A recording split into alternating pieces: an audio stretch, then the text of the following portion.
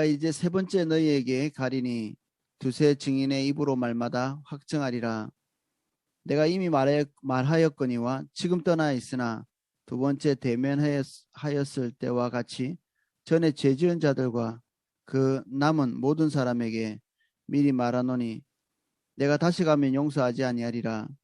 이는 그리스도께서 내 안에서 말씀하시는 증거를 너희가 구함이니 그는 너희를 위하여 약하지 않고 도리어 너희 안에서 강하시니라. 그리스도께서 약하심으로 십자가에 못 박히셨으나 하나님의 능력으로 살아 계시니 우리도 그 안에서 약하나 너희에게 대하여 하나님의 능력으로 그와 함께 살리라. 너희는 믿음 안에 있는가? 너희 자신을 시험하고 너희 자신을 확증하라. 예수 그리스도께서 너희 안에 계신 줄을 너희가 스스로 알지 못하느냐? 그렇지 않으면 너희는 버림받은 자니라. 우리가 버림받은 자 되지 아니한 것을 너희가 알기를 내가 바라고 우리가 하나님께서 너희로 악을 조금도 행하지 않게 하시기를 구하노니 이는 우리가 옳은 자임을 나타내고자 함이 아니라 오직 우리는 버림받은 자 같을지라도 너희는 선을 행하는 자 행하게 하고자 함이라. 우리는 진리를 거스려 아무것도 할 수 없고 오직 진리를 위할 뿐이니 우리가 약할 때에 너희가 강한 것을 기뻐하고 또 이것을 위하여 구하니 곧 너희가 온전하게 되는 것이라.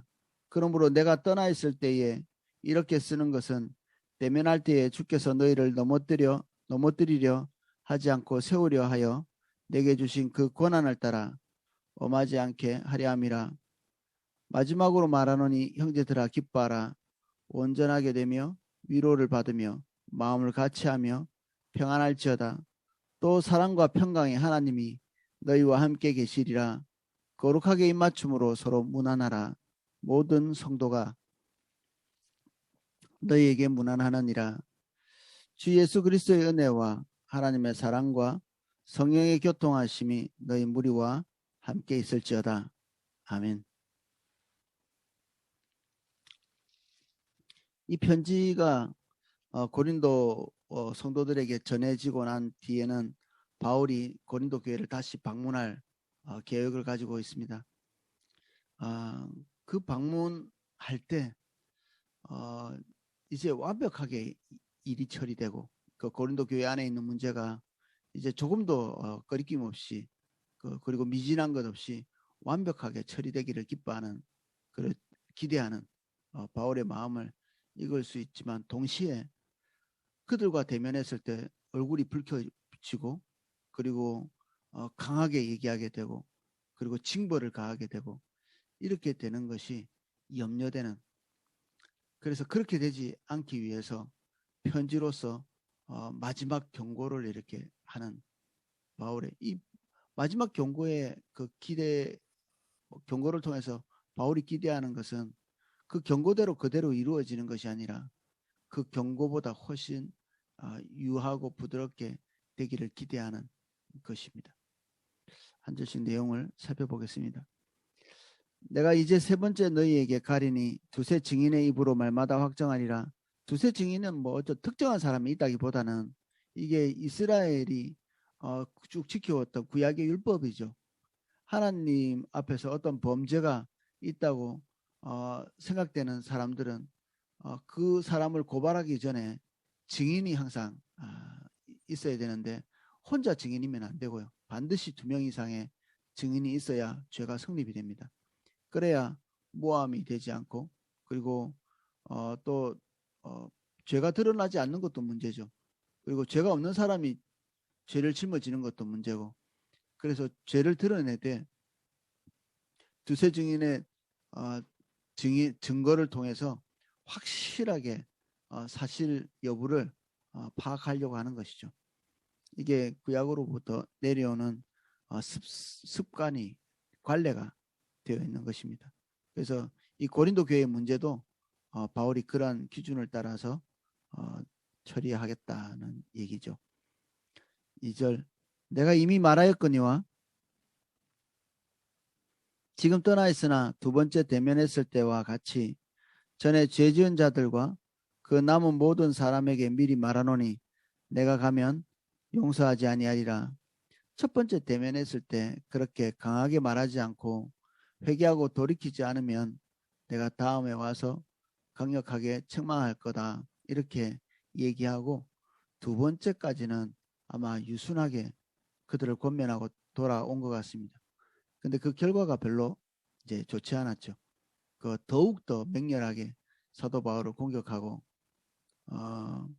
사도 바울을 모함하고 그 중에는 많은 사람들이 돌이켰겠죠. 2차 그 대면했을 때도 그리고 편지를 통해서 어, 돌이킨 사람들도 있었으나 이 바울이 아직도 그 안에 남아있는 소수의 사람, 일부의 사람들을 향해서 지금 이런 그 말을 하고 있습니다. 3절 이는 그리스도께서 내 안에서 말씀하시는 증거를 너희가 구함이니 그는 너희에게 대하여 약하지 않고 도리어 너희 안에서 강하시니라.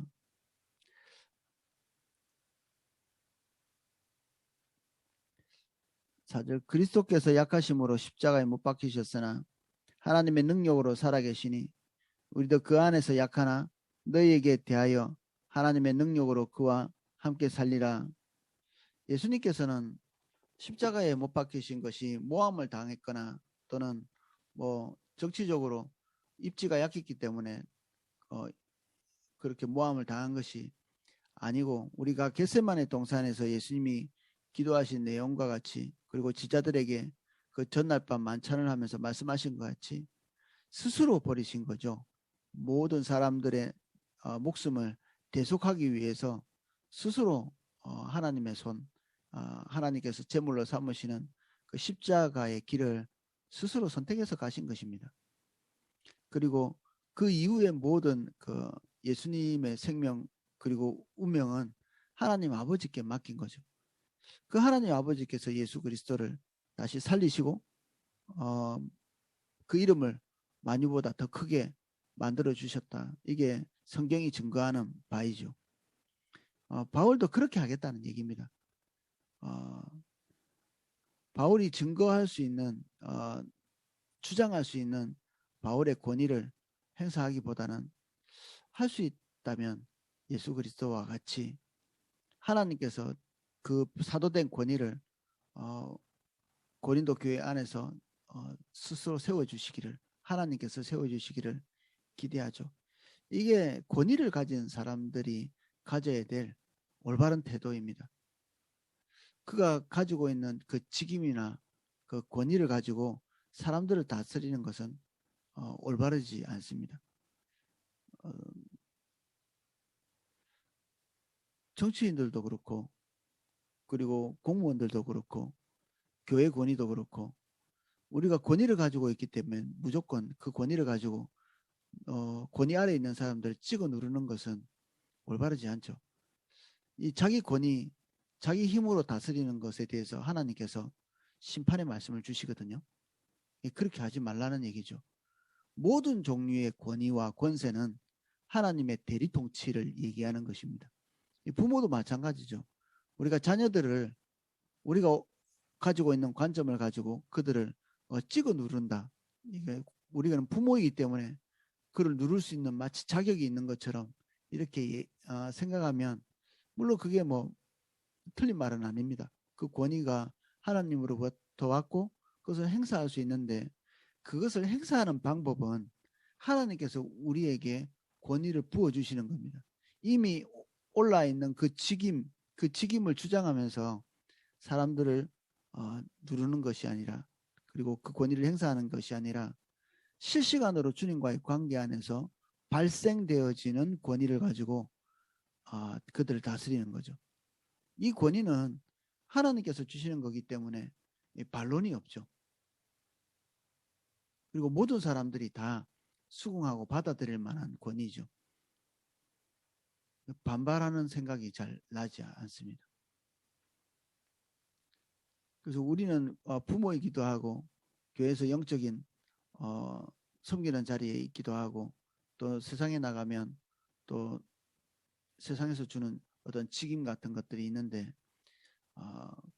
물론 그것들 전체가 우리에게 합당하게 주어진 부분이지만 하나님께서는 실시간 하나님과의 관계 안에서 그 권위가 발생되기를 기대하시죠. 이런 권위는 초월적인 힘을 발휘하기도 합니다. 회사 사장님이 월급을 주니까 권위가 발생해서 말은 들을지 모르겠지만 뒤에서 사장님을 뭐 별로 존경하지 않을 수도 있겠죠. 부모이기 때문에 뭐 입 다물고 야단을 맞을 수는 있지만 부모님을 존경하거나 사랑하거나 하지 않을 수도 있겠죠. 또 목회자나 그 교회를 어떤 섬기는 어떤 직임에 있는 사람들이라 할지라도 하나님이 세우신 권위가 맞지만 그것을 행사하는 과정에서 하나님과의 실제적인 관계 안에서 발생되어지는 권위가 아니라면 사람들은 입을 다물고 있을지 모르겠지만 기쁨으로 따르기는 어렵겠죠. 근데 바울이 그런 사도적 권위를 행사할 수 있었지만 그렇게 하기를 원치 않고 하나님께서 자신의 권위를 실시간 그리고 그때그때 온전하게 살아있도록 해주시기를 기대하는 것이죠. 예수 그리스도께서 십자가를 받아들이시고 하나님의 손에 자신의 삶을 맡긴 것처럼 그렇게 되기를 원하였던 것입니다. 5절 너희는 믿음 안에 있는가? 너희 자신을 시험하고 너희 자신을 확증하라. 예수 그리스도께서 너희 안에 계신 줄을 너희가 스스로 알지 못하느냐? 그렇지 않으면 너희는 버림받은 자니라. 우리 자신이 예수 그리스도 안에 있을 때에 사도 바울이 말한 것들을 공감할 수 있습니다. 고린도 교회 교인들이 자신들이 예수 그리스도 안에 깊이 있을 때에 하나님의 길에 대해서 말하는 사도와 공감대를 형성할 수 있죠. 우리 모두 성령 받은 사람들입니다. 성령 받지 않은 사람은 교회가 하나님의 말씀을 선포하고 어떤 하나님께서 기대하시는 방향으로 갈 때 공감을 할 수가 없습니다.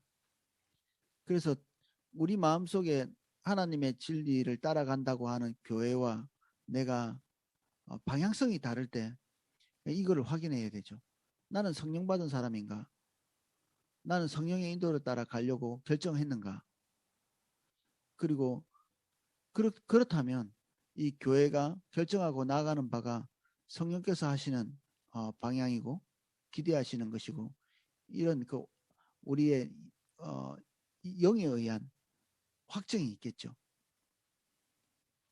이런 확증 그리고 이런 공감대, 영적인 공감대, 이런 공감대가 뭐 우리가 은혜 받았다라고 표현하는 그런 표현입니다. 우리는 생각이 전혀 없고 우리는 판단력이 전혀 없는데 교회가 선포하는 대로 무조건적으로 아멘 아멘 하는 것이 이게 은혜가 아니고요. 우리 안에 성령이 계시기 때문에 지금 교회가 하고 있는 모든 방향성들이 주의 인도를 따라서 가고 있을 때 영이 이끌어 가시고 우리 안에 계신 성령께서 계시고 그래서 이 성령 안에서 우리가 영적인 분별력에 의해서 이것이 공감되어질 때 이게 은혜가 된다. 설교도 마찬가지죠. 설교를 선포하는 자가 성령 안에서 선포하고 있다면 그것을 듣는 우리가 그것에 대해서 옳다 이렇게 반응할 수 있는 거죠. 그리고 그렇게 가기를 결정할 수 있는 것이고 이게 은혜입니다. 은혜. 영적인 공감. 우리 안에 성령이 계시기 때문에 육적인 사람은 육적인 사람끼리 서로 잘 통하겠죠. 이득을 좋아하는 사람은 서로 이득이 있는 곳에 같이 모여서 공감대를 형성하겠죠. 그러나 우리는 영의 사람들이고 그리고 하나님의 사람이고 그러면 영적으로라야 분별할 수 있는 내용들을 서로 교류하면서 기뻐하겠죠. 이게 코이노니아입니다. 코이노니아. 영적 교제. 그래서 다른 방법을 통해서는 코이노니아가 일어날 수가 없습니다.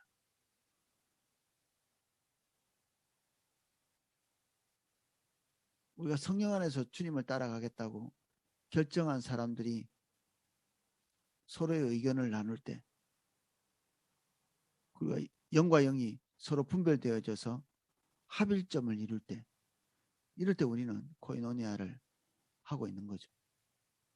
영적 교제를.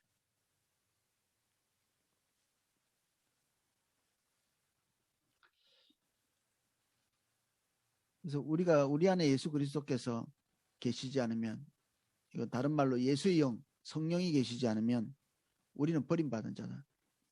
예수님 믿는 사람도 아니죠. 성령이 없는데 무슨 예수님 믿는 사람입니까? 6절, 우리가 버림받은 자가 되지 아니한 것을 너희가 알기를 내가 바라고. 이런 말을 하면서 성령 받지 않은 사람이 너희 중에 있다, 이 얘기를 말하는 게 아니라 우리 안에 성령이 계시다는 사실을 확증해주고 알기를 원하는 바울의 의도입니다.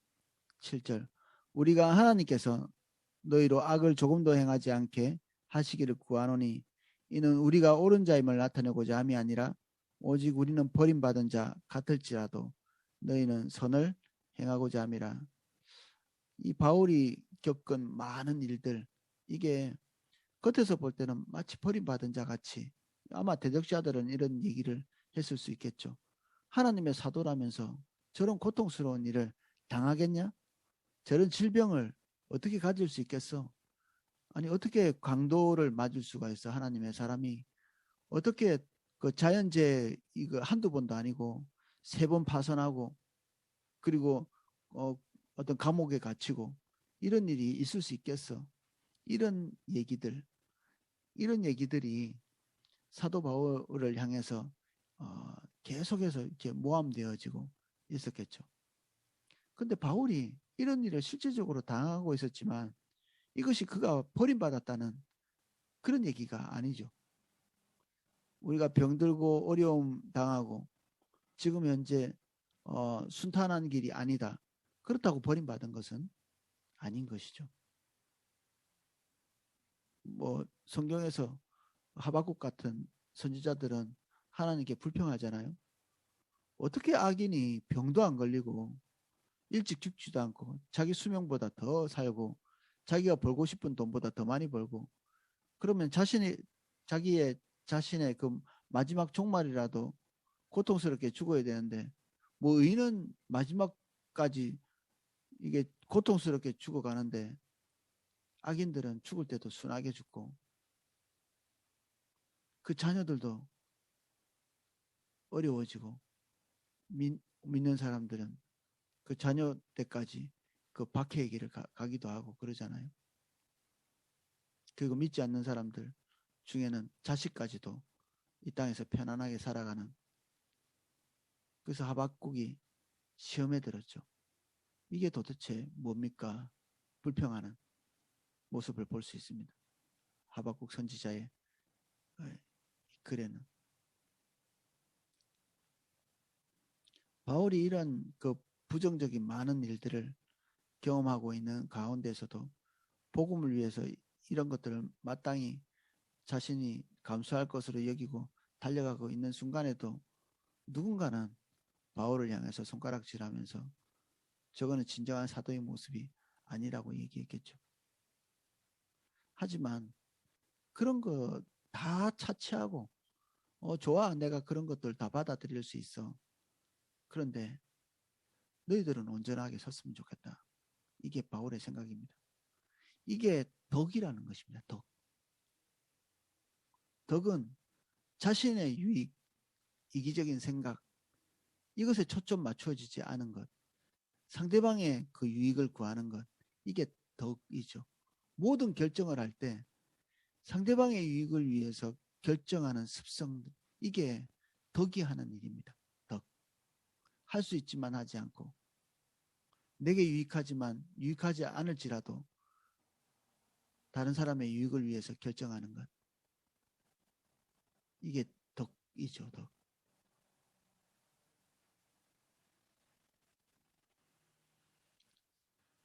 8절, 우리는 진리를 거슬러 아무것도 할 수 없고 오직 진리를 위할 뿐이니 우리가 약할 때에 너희가 강한 것을 기뻐하고 또 이것을 위하여 구하니 곧 너희가 온전하게 되는 것이라. 바울은 진리를 거스를 수 없는 존재, 하나님의 사도, 하나님으로부터 보냄을 받은 사람, 그리고 자기를 가끔 하나님의 종으로 설명하죠. 베드로도 마찬가지고 사도들이 다 자신을 하나님의 종, 예수 그리스도의 종 이렇게 표현했었습니다. 이거는 우리가 잘 많이 들었듯이 이건 노예를 얘기하는 거죠. 노예는 자기 의지가 없죠. 지금 자기 의지를 따라 뭐든지 지금 목회를 하고 있는 것이 아니라 고린도 교회 교인들에게 편지를 쓰고 있는 이 내용이 자기의 그 어떤 구상한 룰이나 율례가 아니고 하나님으로부터 주어진 것이 자신 안에 계속해서 확인되어지면서 이 편지로 이렇게 남겨놓은 것이죠. 바울의 의지가 아닌 것입니다. 궁극적으로는. 그런데 바울이 자기 생각인 것처럼 어떻게 이렇게 자기 생각처럼 얘기했는가? 성령과 바울의 생각이 일치한 거죠. 누가 맞춘 것일까요? 하나님이 바울의 뜻에 맞춘 것일까요? 아니죠. 성령의 생각이 있으신데 바울이 그 성령의 생각에 자신을 맞춰간 겁니다. 주님이 기뻐하시는 걸 기뻐하고 슬퍼하는 것을 슬퍼하고 주님이 결정하시는 것을 결정하는 것을 즐겨하는 바울이 하나님의 생각과 일치된 생각을 이렇게 하고 있는 것입니다. 우리도 당연히 그래야 되죠.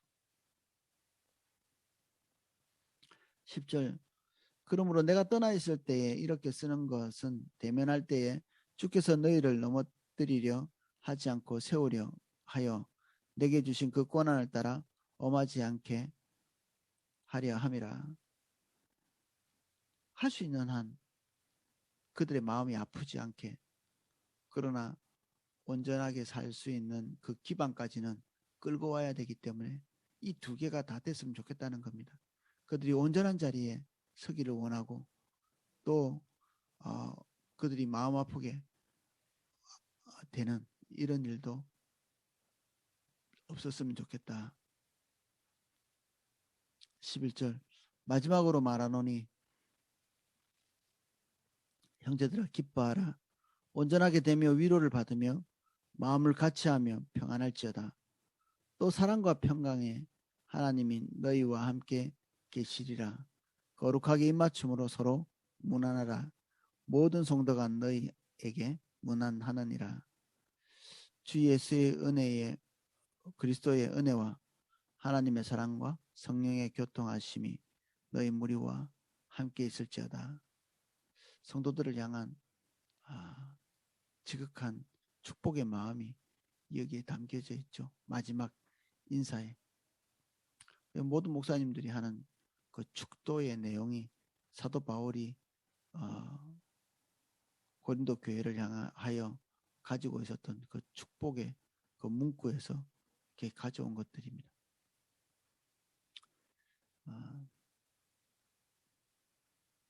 사도 바울의 그 진정성, 마음, 태도, 자세 이것들이 우리에게도 온전하게 배워지기를 예수 그리스도의 이름으로 축복합니다. 자, 기도하겠습니다.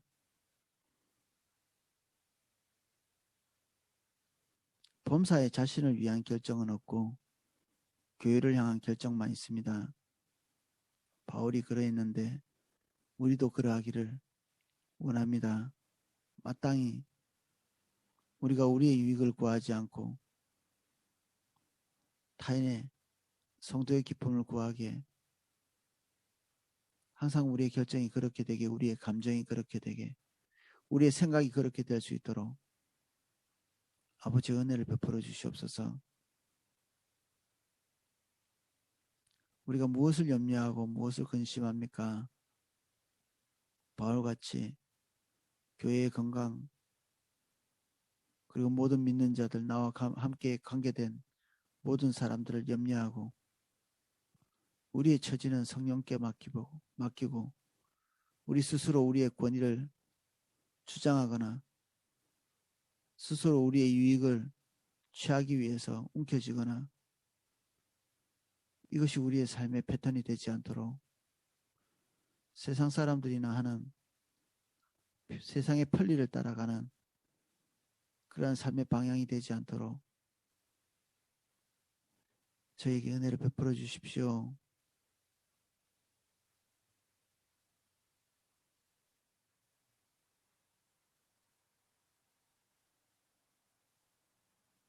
예수님 이름으로 기도하였습니다. 아멘.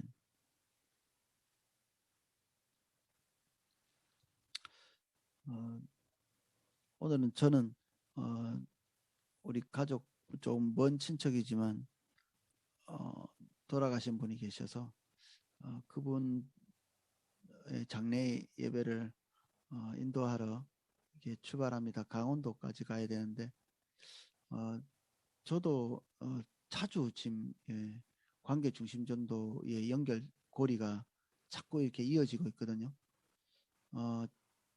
친척들 안에도 그렇고 그리고 친구들 사이에도 그렇고 계속 하나님이 관계 중심 영역 안에 관계 동심원 안에 이 전도의 기회를 또는 하나님의 길로 이렇게 인도할 수 있는 이 기회들을 계속 열고 계셔요. 아마 저만 그런 거 아닐 거예요. 제가 우리 세종시초소 성도님들한테도 물어봤는데 본인들도 이 관계 중심 안에서 그 관계 동심원 안에서 이러저러한 하나님께서 행하시는 일이 있다. 그 과정 가운데 이제 어려움을 많이 겪고 있는 분도 계세요. 그래도 어떻게 해요? 우리가 그것들을 다 감수하고 또 복음 전하고 우리는 뭐 빠지면 편하겠지만 그들 입장에서 우리가 결정해야 되잖아요. 그들을 포기해버리면 그들 복음 어떻게 어디 가서 듣겠어요? 하나님이 우리를 통해서 복음 듣기를 원하시고 우리를 통해서 하나님의 사랑을 전하기를 원하시니까 우리가 편한 대로 하자면 뭐 방치하면 되지만 우리가 그렇게 하지 않고 우리가 조금 힘겨운 결정을 항상 해야 되는 거죠. 혈족을 포기하지 않도록.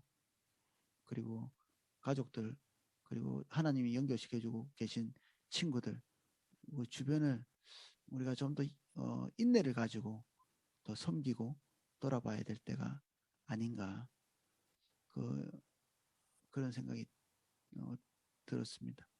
그래서 우리 이제 제가 음악 방송해 드리면 그 관계 동심원 안에 있는 친족 그리고 가까운 가족들 친구들 위해서 기도하시는 그리고 기도하시면서 성령께서 인도하시는 바가 있다면 적극적으로 선택하셔서 힘든 것들을 감수하고 섬겨내야 되지 않나. 지금 하나님이 우리를 그렇게 인도하시는 것 같습니다. 지금 주일 예배도 계속 관계중심 전도 선포하고 계시잖아요. 이게 하나님의 말씀이 선포될 때는 우리가 지적으로 뭔가를 알아야 될 때이기도 하지만 지금이 바로 그때입니다. 그것을 실행에 옮겨야 될 때입니다. 우리가 몰라서 듣기도 하지만 지금이 그대로 움직여야 될 때이기 때문에 선포되는 것이기도 하거든요. 그래서 다리 목사님을 통해서 선포되고 있는 관계 중심 전도의 이 일이 우리 각자에게 아무도 해당 안 되는 사람이 제가 없을 걸로 알고 추측합니다. 그래서 오늘도 이 안에서 주님과 동행하시는 저와 여러분 되기를 축복합니다. 제가 음악 방송해 드리겠습니다.